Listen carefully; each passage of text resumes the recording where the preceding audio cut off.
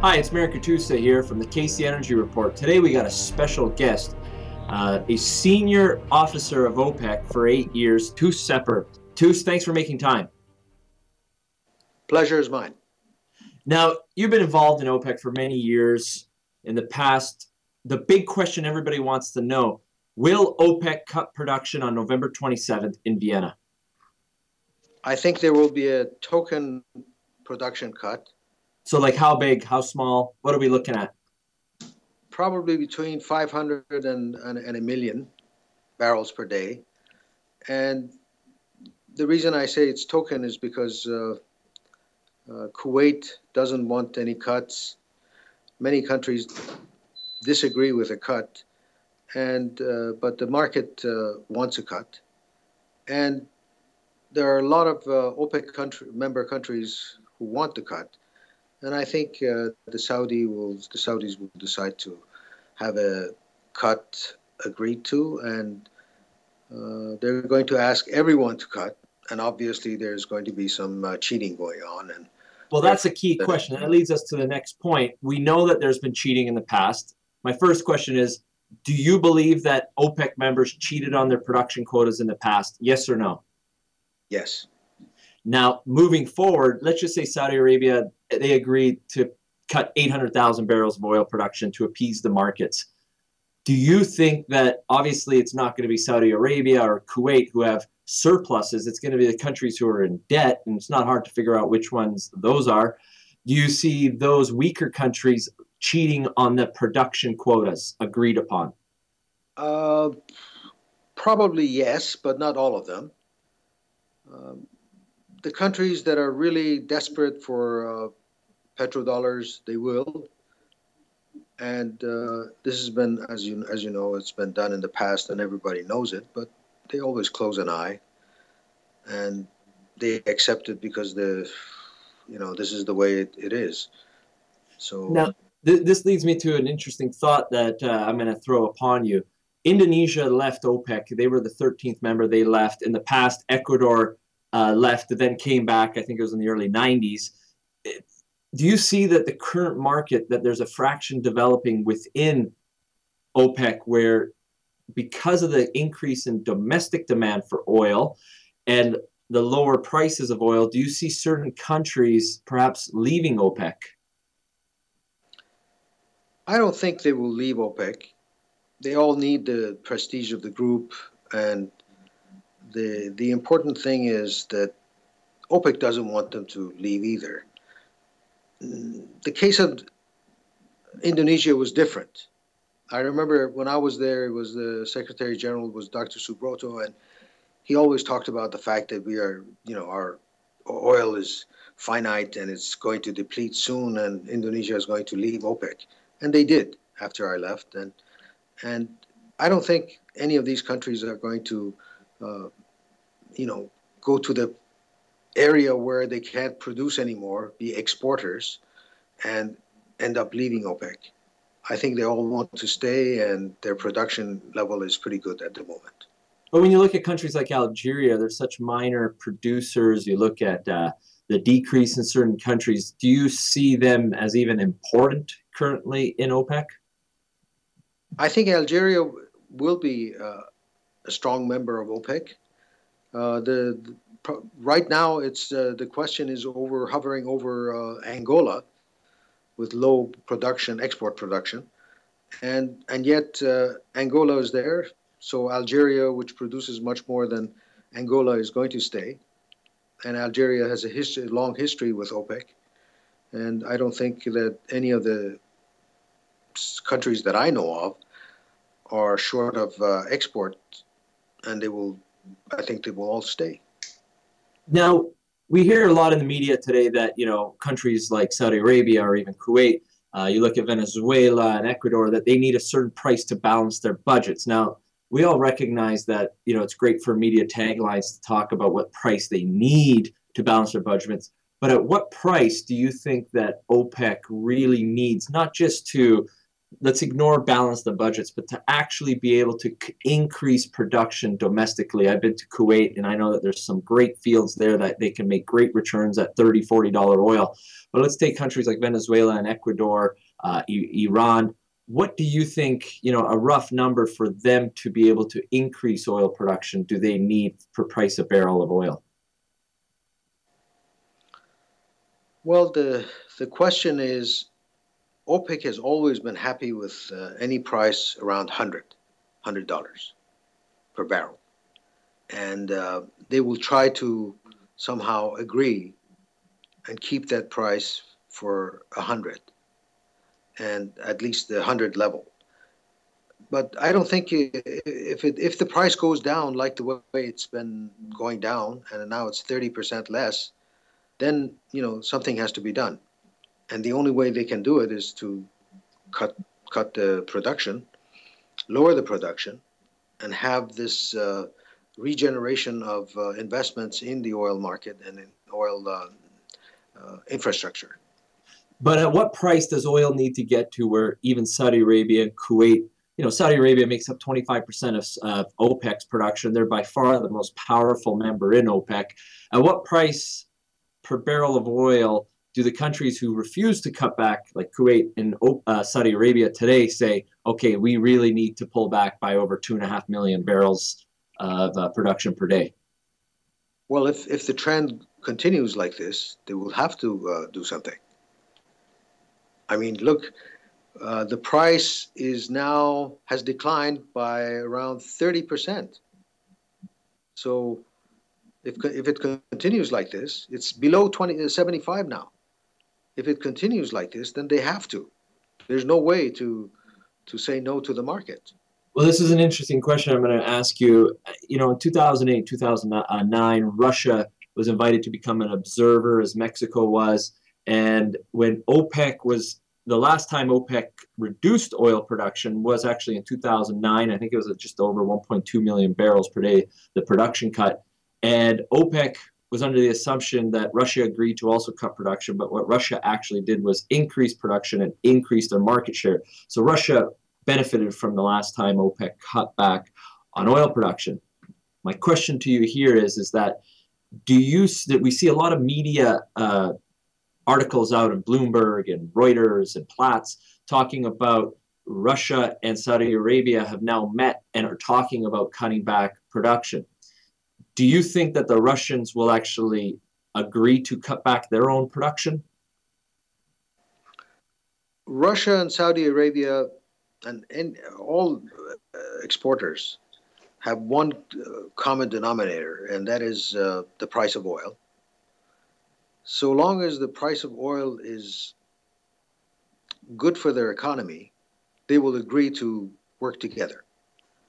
But it doesn't mean that Russia is going to listen to Saudi Arabia, or and Saudi Arabia is going to follow the Russian line, the Russian line, because it's their national interest first, and then groupings and satisfying certain countries.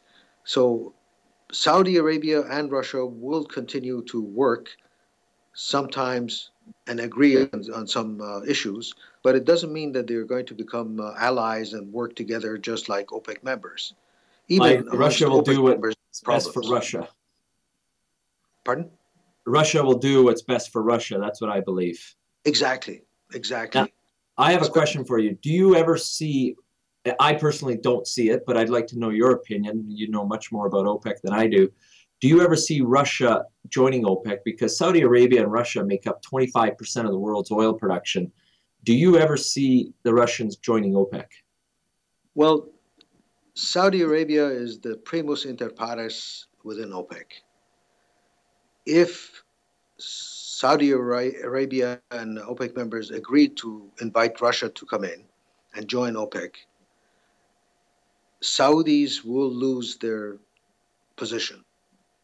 Secondly, the Russians are not from this grouping of member countries that in 1960 set up OPEC. The Russians are not in the Middle East. They are not of the same grouping or background or cultural background or political background as these countries, even though our members are as diverse as Nigeria and Angola and then Venezuela and Ecuador. Nevertheless, it's a Middle Eastern uh, grouping of third world countries that set up OPEC.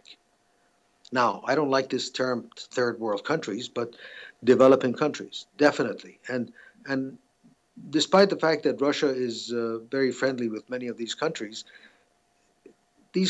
are not 100% on the side of the Russian politics and Russian way of life. Mm-hmm. Now, interesting question. Would you say or believe that OPEC is at war with Russian oil production? Because we've seen lots of, articles talking about how Saudi Arabia wants to increase their market share, the international market share. Is OPEC at war with Russian oil production? I don't think so.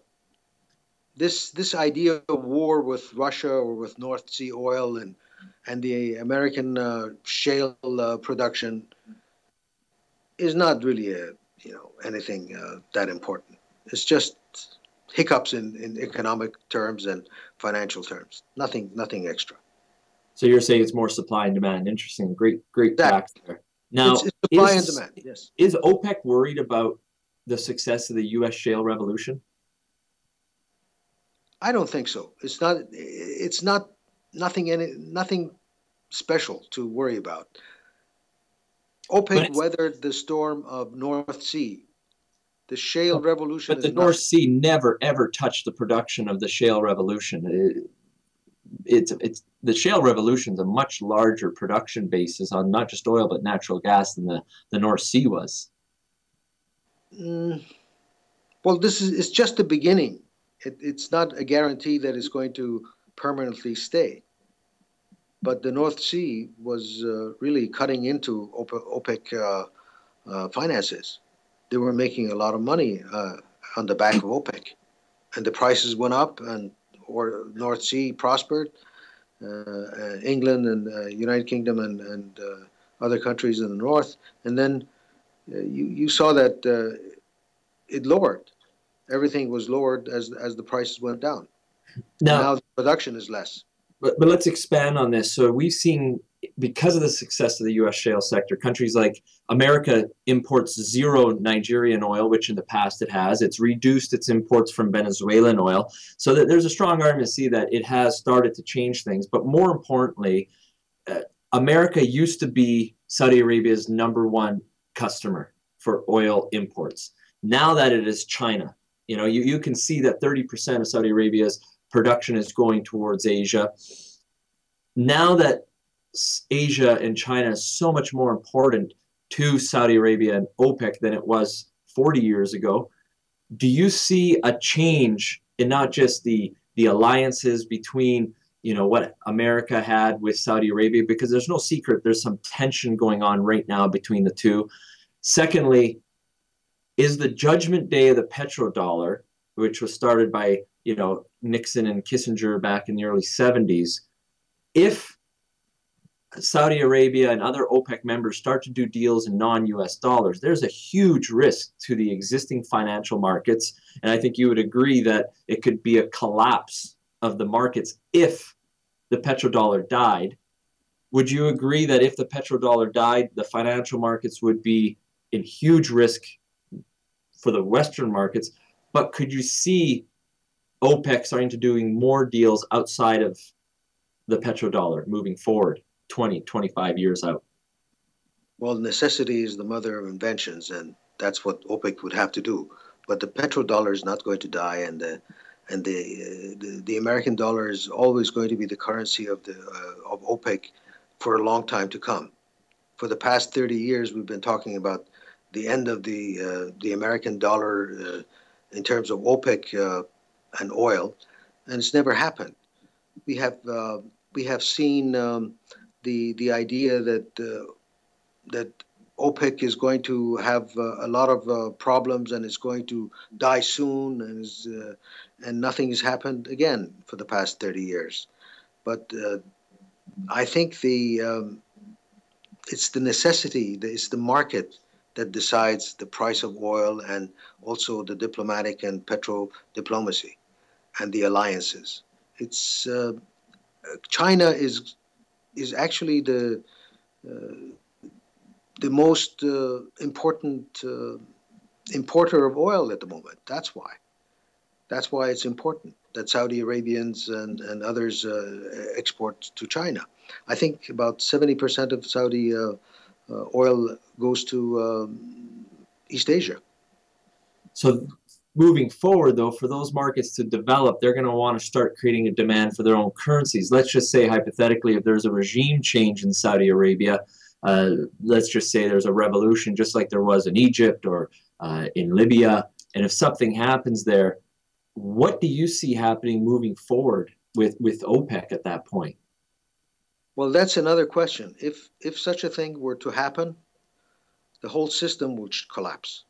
When you say the whole system would Saudi collapse, Arabia is the kingpin of OPEC, and it's the most important producer in the world. So anything happens to Saudi Arabia is going to have repercussions, and it might have domino effect in terms of OPEC's existence. But it depends on what's going to happen also in stabilizing the Middle East. Right now, we have so many problems going on about Iran and its allies with Syria and Iraq and its Iran's influence in other countries, including Oman. But the Saudis are holding pretty well, and there's not going to be any instability, I don't think, at the moment. now, what do you see happening in Iraq moving forward? Do you think there's going to be a near-term solution to Iraq with ISIS and with the Al-Qaeda now? They're joining forces and there's more problems. It looks like the U.S. are going to be committing more military, boots on the ground. Or do you think there's going to be a near-term solution here? I don't think ISIS is as important as the Western press makes him to look like. I think ISIS is something ephemeral. It comes and goes. And unfortunately, they've been so brutal that they made a lot of noise and a lot of publicity for themselves, even though whatever they do is abject and evil.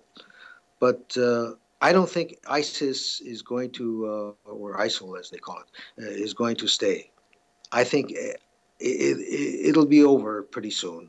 And you will see that these movements, these fundamental movements, will not have a place in the 21st century. Touss, I got a question for you regarding, you look at a country like Angola, where their exports are not nearly anywhere near Kuwait or Saudi Arabia, and you see the alliances within OPEC, such as Angola, Iran, Nigeria, Venezuela. Do you want to comment about the oil hawks within OPEC? Well, I think the oil hawks all want the price to go up, because that's why we call them the price hawks. And it's up to the major exporters like Saudi Arabia to decide whether their groupings, which includes UAE and Kuwait and Qatar, to make a decision on price cut. I mean the production cut. It's all about the output, but eventually we're going to talk about and see that the decider is the market. Well, Touss, great insights. I appreciate for your time. Thank you very much. Thank you, and pleasure is mine.